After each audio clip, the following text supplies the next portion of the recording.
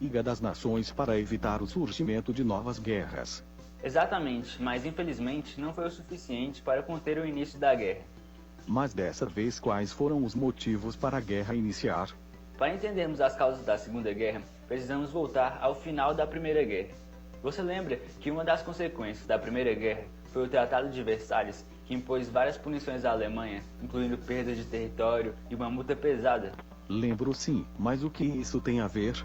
Então, acontece que isso gerou uma insatisfação enorme dos alemães, o que alimentou o sentimento de revanche. Esse sentimento contribuiu para a ascensão do regime nazista, que era um regime totalitário comandado por Adolf Hitler e que defendia a teoria do espaço vital, em que todos os povos de origem germânica deveriam ser reunidos em um único império.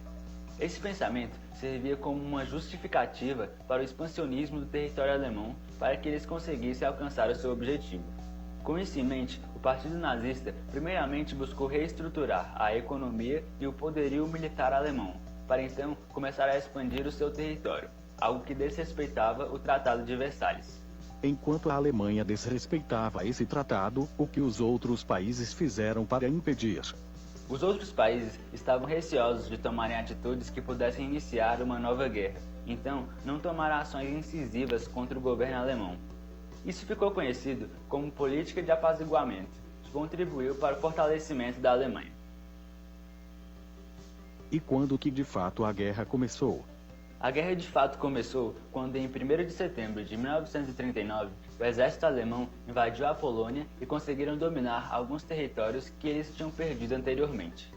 Diante desse fato, a França e o Reino Unido exigiram que os alemães voltassem atrás, o que não aconteceu. Então, no dia 3 de setembro de 1939, a França e o Reino Unido declararam guerra à Alemanha. E quais eram as alianças políticas entre os países? Existiam basicamente dois grupos, os aliados e o eixo. Os aliados tinham como liderança o Reino Unido e a França. No decorrer da guerra, os Estados Unidos e a União Soviética também entraram pelo lado dos aliados. O outro grupo era o eixo, em que seus principais representantes eram a Alemanha, Itália e o Japão. E como ocorreu a guerra? Para ficar mais fácil de entender, irei explicar a guerra por três fases. A primeira é entre os anos de 1939 e 1941. Nesse período, a Alemanha conquistou vários territórios na Europa com sua estratégia chamada Blitzkrieg, que tinha como objetivo destruir o inimigo com ataques surpresas de forma rápida e brutal. Enquanto isso, o Japão também avançava sobre os territórios do Sudeste Asiático. A segunda fase foi entre 1942 e 1943.